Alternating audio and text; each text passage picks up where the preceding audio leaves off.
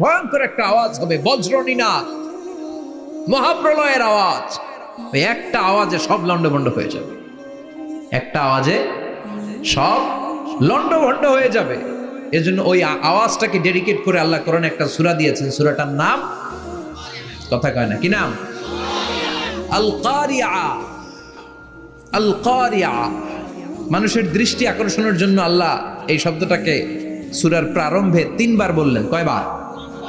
গুরুত্বপূর্ণ কথা কয়বার বলতে হয়? বিশ্বনবী কোনো কথায় যখন এমফাসাইজ করতেন, গুরুত্ব দিতেন, তিনি কয়বার বলতেন? এই সূরাটা নাজিল হয়েছে মক্কায়।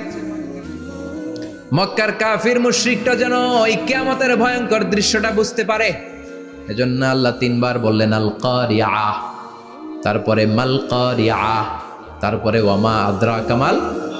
সবাই বলেন, প্রথমে বললেন আল, তারপরে মাল, ওয়ামা আদরাকা মাল। 3 বার বললে মানুষ 3 বার তাকাবেন, আল কারিয়া, মাল কারিয়া, আবার তাকাইছে ওয়ামা আদরাকা মাল কারিয়া। 3 বার বলে তাদের অ্যাটেনশনকে গ্রো করা হচ্ছে, কারণ সামনে আরো জরুরি কথা আছে। সুবহানাল্লাহ বলেন। ওই দিনটা বড্ড ভয়ঙ্কর দিন, কিয়ামতের দিন। কিসের দিন? এই ছোট্ট 11টা আয়াত বিশিষ্ট সূরার মধ্যে আল্লাহ কিয়ামতের নকশা এঁকে দিয়েছেন। কি এঁকেছেন? কিয়ামতের প্রামাণ্য ধারাবাহিক বর্ণনা আল্লাহ তুলে ধরেছেন এই সূরার ভেতরে। আল্লাহু আকবার। আল্লাহ বললেন আল কারিআতু মাল কারিআতু ওয়া মা আদরাকা মাল কারিআ। ও নবী, আপনি জানেন না কি আল কারিয়া মানে কি? ভয়ঙ্কর আওয়াজ, বজ্রনীনাদ। ওই ইসরাফিল 3টা ফুৎকার দিবে। চিৎকার করে বলেন কয়টা? প্রথম ফুৎকারের নাম নাফখাতুল ফাজা, বিকট এক ফুৎকার। ওই ফুৎকার দেওয়ার সাথে পুরো পৃথিবীটা লন্ডভন্ড হয়ে যাবে। এক ফুৎকারের আওয়াজে পৃথিবীর আকাশ ভেঙে খান খান হয়ে যাবে, তারাগুলো ছিটকে পড়বে, চন্দ্র সূর্য আলোহীন হয়ে যাবে, সাগরের পানির মধ্যে দাউ দাউ করে আগুন জ্বলতে শুরু করবে, মানুষগুলো বিক্ষিপ্ত পতঙ্গের মতো নিক্ষিপ্ত হবে, টাওয়ারগুলো ভেঙে ভেঙে পৃথিবীর উপর পড়বে, পৃথিবীর বিশাল বড় বড় পাহাড়গুলো তুলার মতো ধ্বনিত হয়ে বাতাসের মধ্যে ভাসতে থাকবে। এটা হচ্ছে আল কারিয়া। মাল ওমা আদরাকা মাল। আবার আল্লাহ বললেন ইযা যুলজিলাতিল আরদু জিলজালাহা ওয়া আখরাজাতিল আরদু আসকালাহা। ইসরাফিল যখন প্রথম ফুৎকার দিবে, পুরো পৃথিবীর মধ্যে কাঁপাকাঁপি শুরু হবে। কাঁপাকাঁপিরে আপনারা কি বলেন? ভূমিকম্প দেখছেন নি? দেখছেন কেউ? সব কাঁপে না? নিজেরাও কাঁপি। কিয়ামতের কাঁপাকাঁপি কি আমরা যেই কাঁপাকাঁপি দেখছি এটার মতো? সুনামির কাঁপাকাঁপির মতো না, ভয়ঙ্কর একটা কাঁপাকাঁপি। পুরো পৃথিবী ভাইব্রেশন শুরু হয়ে যাবে, শেকিং করবে পুরো পৃথিবীটা। পৃথিবীটা ফেটে চৌচির হয়ে ভেতরের গরম লাভা বেরোবে। সাগরের মধ্যে পানি আছে, সাগরের পানির মধ্যে দাউ দাউ করে আগুন জ্বলবে। আগুন জ্বললে কি দিয়ে নিভান? কথা কন। পানি। আর ওই পানির মধ্যেই আগুন। পানিতে মানুষগুলো পতঙ্গের মতো নিক্ষিপ্ত হবে। ওয়াতাকুনুল জিবালু কালইহনিল মানফুশ। তুলাকে ধ্বনিত করা হলে ছোট্ট ছোট্ট তুলার কণা বাতাসে যেমনে ভেসে বেড়ায়, পৃথিবীর বড় বড় পাহাড়গুলো এরকম বাতাসের মধ্যে মেঘের মতো ভাসতে শুরু করবে। সুবহানাল্লাহ বলেন। তুলা পিটায় না এমনি? পিটালে দেখবেন কিছু পাতলা তুলার কণা বাতাসের মধ্যে ভেসে বেড়াচ্ছে। এটা ফু দিলে আরো উড়ে, বাতাস পাইলে আরো উঠতে থাকে, কই যে যায় নিজেও জানে না। ছেড়ে নাই। পাহাড়গুলোর কে এরকম তুলার মতো ধ্বনিত করবে কে? মানুষগুলোকে বিক্ষিপ্ত পতঙ্গের মতো নিক্ষিপ্ত করে দিবে কে? আমরা আর এরকম শক্ত হয়ে বসে থাকতে পারবো না। পৃথিবীর সবকিছু, পৃথিবীর সেন্টারে একটা জায়গা আছে, ওটা টানে, কেন্দ্রের দিকে টানে। এটা গ্র্যাভিটেশনাল ল বা পাওয়ার বলে, মাধ্যাকর্ষণ শক্তি।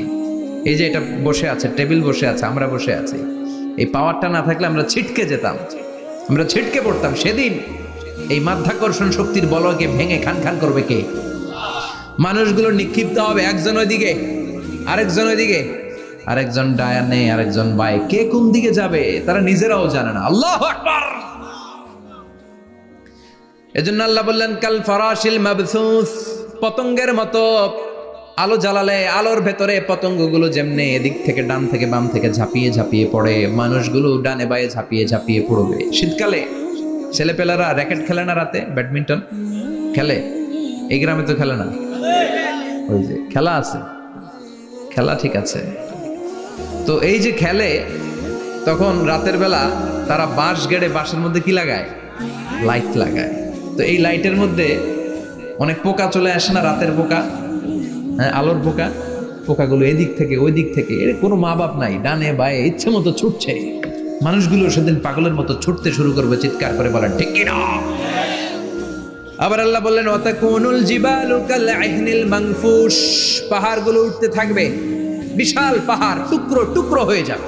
কিয়ামতের এই বিকট শব্দটা যখন ইসরাফিল ফেরেশতা দিয়ে ফেলবে, তারাগুলো ছিন্ন বিচ্ছিন্ন হয়ে যাবে, ছিটকে পড়বে, আকাশ সংকুচিত হয়ে যাবে। কাগজের টুকরা আমরা হাতের মধ্যে নিয়ে কাগজটারে যেমনি ভাঁজ করি, কিয়ামতের এই প্রথম ধাক্কায় আকাশটারে ভাঁজ করে ফেলবে কে? সেদিন মানুষের চোখ হবে ছানা বড়া, চন্দ্র সূর্যে কোনো আলো নাই, দিক বিদিক পেরেশানের মতো মানুষ দৌড় দিবে, আর সবার মুখে একটাই চিৎকার, আইনাল মাফার, ওয়্যার দ্য ওয়ে আউট, জামু কই? কিয়ামতের বিভীষিকাময় পরিস্থিতি দেখে দুধের বাচ্চাকে রেখে বাচ্চার মা দিবে একটা দৌড়। গর্ভবতী মা মুহূর্তের মধ্যে ডেলিভারি হয়ে যাবে।